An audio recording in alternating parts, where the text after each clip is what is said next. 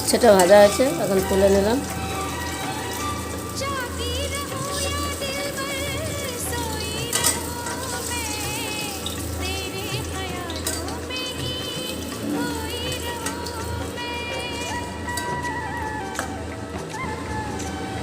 বন্ধুরা, এখন বাটা মাছগুলি ভেজে নেবো ওকে।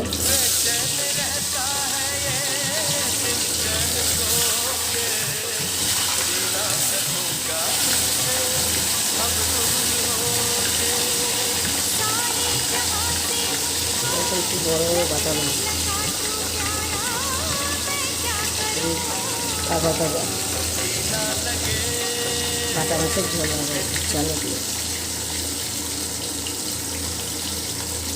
এভাবে একবার বানিয়ে খেয়ে দেখবেন, ইচ্ছা হলো কি বাটা মাছের ঝোল। বন্ধুরা, ভালোই লাগবে।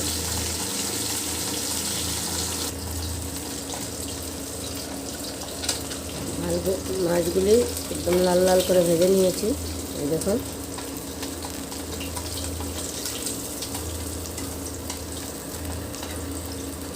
এবার তুলে নেব, একের পর সব মাছগুলি তুলে নেব।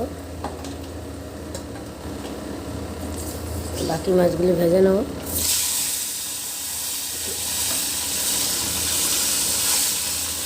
মাছগুলো একটু কড়া ভাজা দিয়ে নেবেন, তাহলে মাছগুলি তরকারির মধ্যে দিলে ভাঙবে না, মাছগুলো ভেঙে যাবে।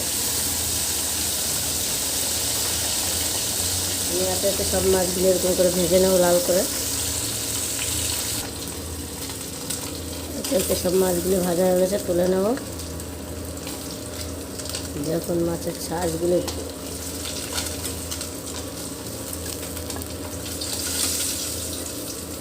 লাল লাল করে ভেজে নিয়েছি মাছগুলো।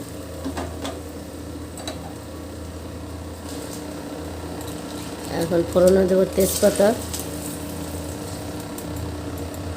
দুটো